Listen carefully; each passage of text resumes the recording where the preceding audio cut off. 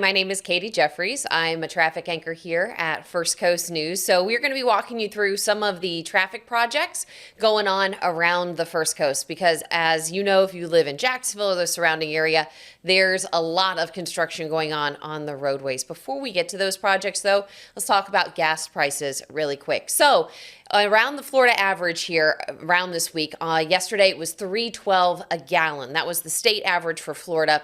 And what we know from AAA is that oil prices did increase by about 6% last week. There's also some concerns about tensions in Ukraine, and now we likely will see gas prices go up a little bit going into this week, which of course is a heavy travel week, so you're going to see increased demand. So if you are going to be traveling this week, expect to see gas prices to go up, but they shouldn't go up enough that you would cancel or make any major changes to your plans. Just something for you to be aware of. And according to AAA, some of the most expensive markets around Florida would be West Palm Beach, Naples, and Homosassa Springs. So if you're in those areas, maybe try to avoid gas stations around those spots. But if you are traveling through Fort Walton, Panama City, or Pensacola, they actually have some of the cheapest gas prices around the state of Florida. So something to keep in mind as you are headed out. Now, we also want to talk about the construction projects, like I said. So let's start over here towards the town center area.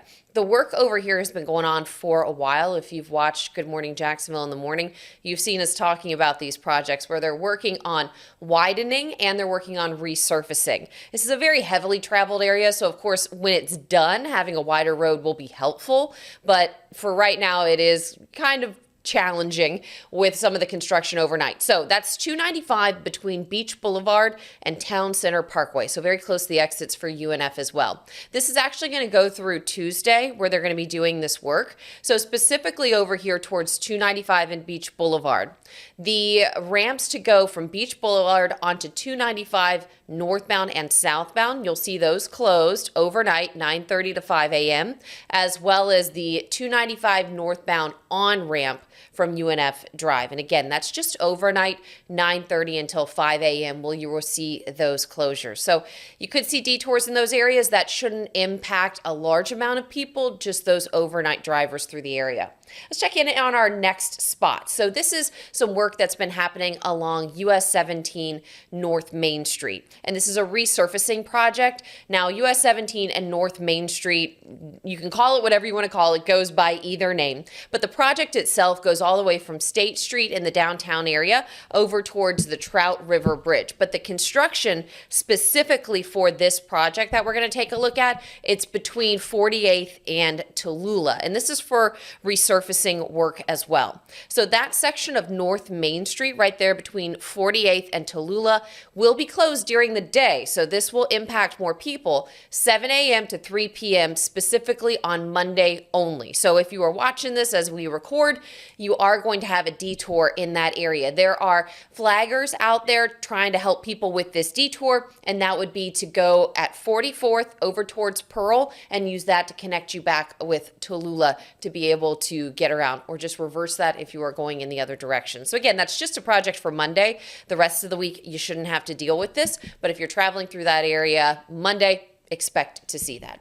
Let's take a look here at our next project, and this is over here towards 295 and US 17. This is another project where if you watch us in the morning, we are talking quite frequently about these ramps, and we know this impacts a lot of people trying to make their way towards NAS Jacksonville. And I've gotten messages from people saying that they didn't know this construction was happening, they couldn't get off their exit, and sometimes they have to go all the way across the Buckman, turn around, and come all the way back. And I know that adds a lot of time to your drive. You don't want to be late, especially in the morning. So let's talk about what they are doing here. So this is at the 295 US 17 interchange. This is just for Monday and Tuesday. Those ramps are going to close 9 p.m. till 6 a.m. So I know this is a lot of numbers. Let's try to walk you through it, or a lot of numbers and letters. So US 17, the northbound and southbound ramps to get on 295 southbound. So if you're on 17, you're trying to get on 295 and go towards the Buckman Bridge. Those ramps will be blocked overnight by this. US 17, the northbound ramp itself to 295 southbound, that is closed, and then 295 northbound ramp to US 17 closed. So if you're coming off of the Buckman Bridge trying to go towards US 17, that's closed as well. Kind of my best advice to get around this is just plan to use Blanding if you are traveling early in the morning, because Blanding connects to Collins and that can take you back over towards 17. That's what I've been advising people on Good Morning Jacksonville. If you're traveling in this area, just try to add in some time to use Blanding, because it's better to do that than end up missing your exit and, like I said, having to go across the Buckman Bridge, turn around and come back. But there's a lot of work there at that interchange, and it could take some time. When I'm looking here at their notes about when it could be done, there's no estimation I see in their note about when the full project will be complete. But if you've been through that area, it definitely looks like it's going to be a little while before it's done. So we'll keep you updated on Good Morning Jacksonville with that one as well. Let's move on to our next one, and this is over here towards the north side of town. And this would be overnight detours along 295 near where it meets I-95. This is another project that has been going on, I believe, 8 years. That interchange at 295 and I-95 on the north end of town. So much work happening in that area. It can get really confusing. I myself have even gotten off at the wrong exit ramp just because there's so much change in that area. So keep in mind, you really need to be careful. It's also a high crash zone, really not any shoulders in this area, so please be cautious. So this area, this is overnight detours, 295 westbound, the exit ramp to I-95 northbound. So you're coming up 295 on that west beltway. You're trying to go I-95 northbound. Maybe you're trying to go towards the airport, catch an early morning flight.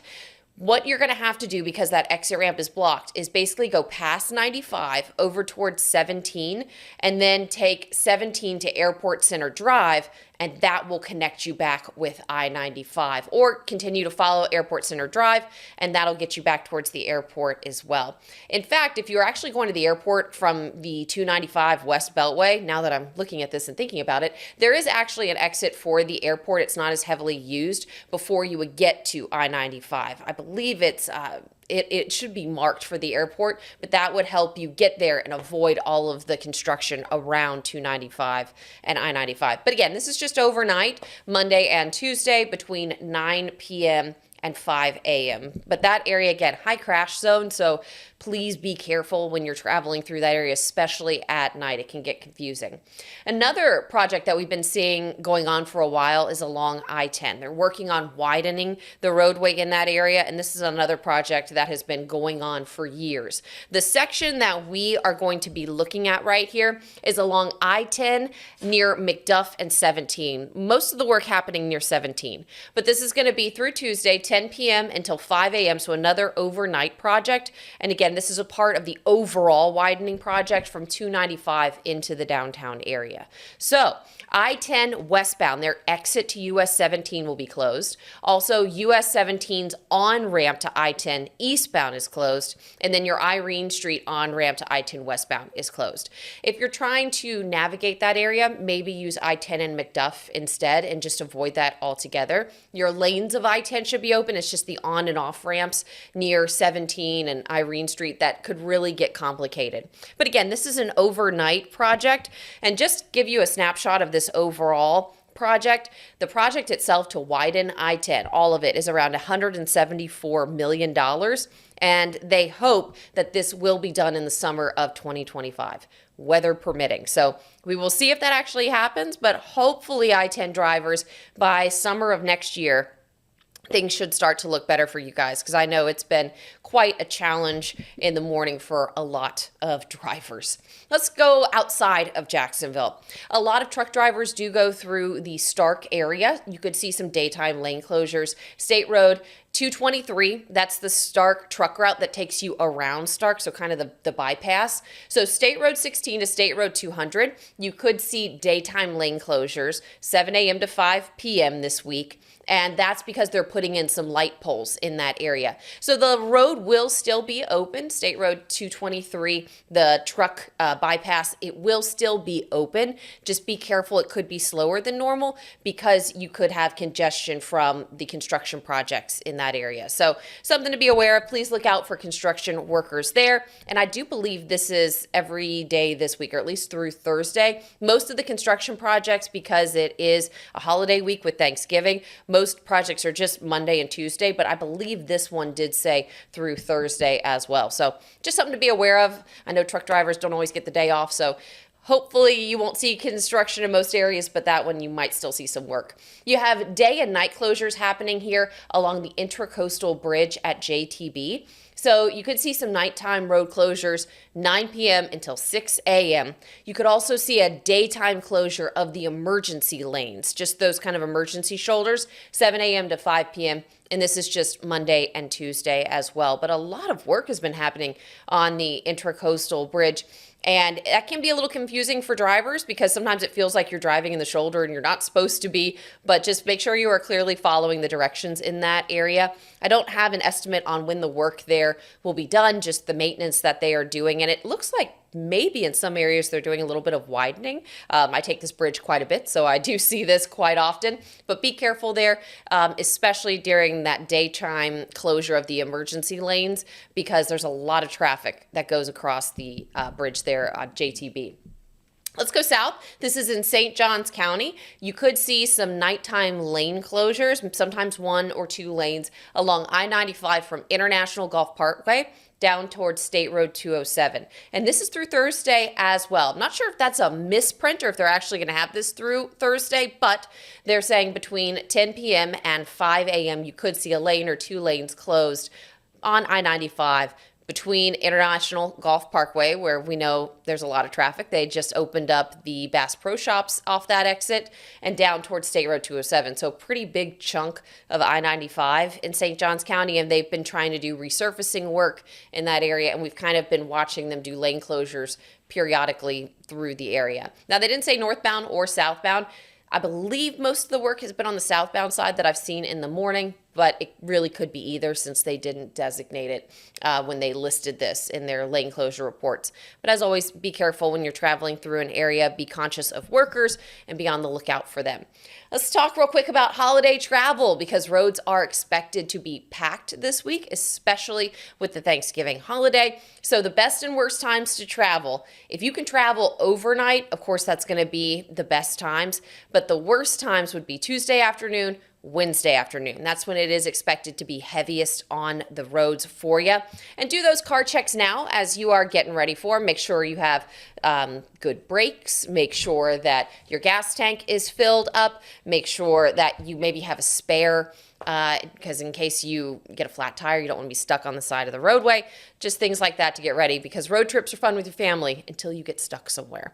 But let's talk real quick about some of the best and worst travel times for the Christmas holiday as well. AAA actually just put this out, and it might help to know this information so that way you can plan for your Christmas travel. So according to AAA, they say that the worst times to travel on Saturday, December 23rd, would be between 11 a.m. and 7 p.m. But on Christmas Eve and Christmas Day, they expect minimal traffic. And then the day after Christmas on the 26th, between 1 and 5 p.m., they say will likely be the heaviest time. Again, that's for Christmas, just something to be thinking about as you are, of course, getting ready.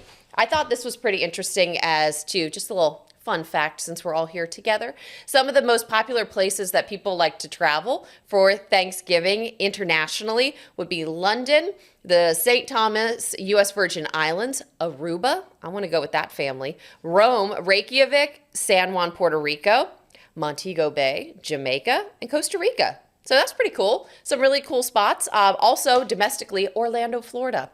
So that's why we probably see a lot of traffic coming through our area. A lot of people travel around Jacksonville, or a lot of people are just coming through trying to get to Orlando. One other quick thing while I have your attention, in case you didn't see my story on this last week, just a quick reminder that when it comes to car seats, don't wear puffy or thick coats in car seats. We as Floridians, we don't see cold weather that often, but if you're going to be traveling somewhere up north and, you know, you're bundling up your kiddo, make sure you're not putting them in a car seat in a thick or puffy coat. And that's because the fabric in those puffy coats, even if you feel like you got the straps really tight, if you are in a crash, that that fabric can compress, and that creates a lot of more movement for a child's body in the car seat, and that can lead to neck and back injuries. That can lead to situations like this where sometimes a child can be ejected from a seat. So even if you think you've got those straps in tight, please don't put them in puffy or thick jackets in car seats. Use blankets, use a thin fleece, and just crank the heat in the car. But just something for you to be aware of, because we obviously don't see cold weather that often. And if you're traveling somewhere where it is going to be cold,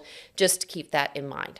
So that's a look here at some of our traffic projects on Good Morning Jacksonville in the morning. I'm there with you 4:30 to 7 to help you get going. And we kind of cover the ending of some of these projects. We watch as they wrap up. I let you know if any linger too long. We've seen that happen, especially along I-10 or the projects along I-95. Sometimes if they go past 6 a.m., that can cause big problems. Construction just falls behind. But we'll keep you updated about all of that and let you know when the lanes are clear. If you have questions, make sure you reach out to me. You can find me on social media, Katie Jeffries, and I'm always here, happy to help you. And we should be keeping you updated about projects around the First Coast every Monday here on our streaming channel, First Coast News Plus. But thank you for spending this time with me, and drive safe.